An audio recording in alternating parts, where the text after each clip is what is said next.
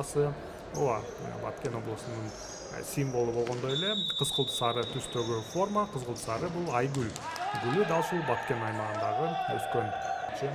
Кайрулла Кочкаров бул арада достук бир катар чабуулдарга чыгып өттү жана Баткен командасынын контр чабуулу экинчи катар сандагы оюнчу сол бутунун узатылган соккусу биздин Шоро Лиганын республикалык этабындагы алгачкы голду жаратып отурат. Абдумалик уулу Элеман Баткен командасынын оюнчусу. Бүгүнкү беттеште экинчи мүнөттө дароо эсеп сандарын ачты. Баткен алдыда салган соң кайра оюнга катышалы.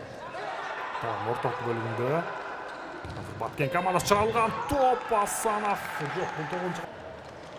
Мынтатууга болсо сүңгүп кирүү үчүн дагы убакыт керек. Мына айтып бүтпөй. Достук командасы эсеп сандарын тең отурат. Мухаммед Сирадждинов 3-чү катар сандагы сол буту менен узатты бул оюнчу дагы. Жыйынтыгында эсеп сандары 1-1. Ооба, дал ушул мүнөттөрдө Баткен командасы бир аз бошоңдукка жол берип койгон. Жыйынтыгында дал ушул жагдайды бас чыгыш керек. Бирок мына Баткен командасынын контр чабуулары аябагандай кооптуу. Асанов узатылган сокку Бактияр уулу. Бирок муну менен катар эле дагы бир чогул болду жана Асанов жеңишпек оң буту менен узатылган соккусу алыскы бурчка тагмай болду. Эсеп сандары кайрадан өзгөрүп отурат. 2-1. Баткен командасы алдыда. Кандай гана керемет контр чабуу. Асанов бардыгын өз колуна алды дагы оң бут менен сокку. Ой, кандай катачылык, узатылган сокку жана 9-чу катар сандагы Дастанбек Токтоназаров эсеп сандарын өзгөрттү. 3-1. Баткен командасы алдыда. Кандай гана катачылык.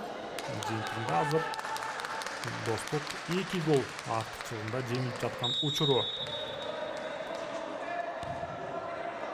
Ойноп өз футбол көрсөтүшү керек. Кандай гана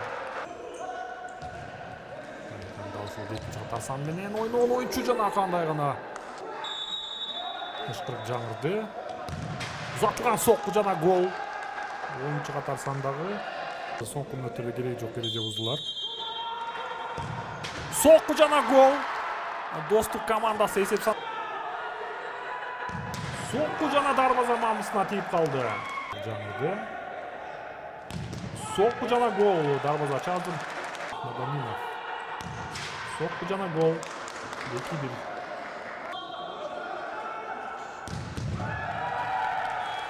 Жана Баткен командасы пенальти сериясында 3-1 эсебинде жеңип чыкты. Бул беттеште баары бир дал ушундай Баткен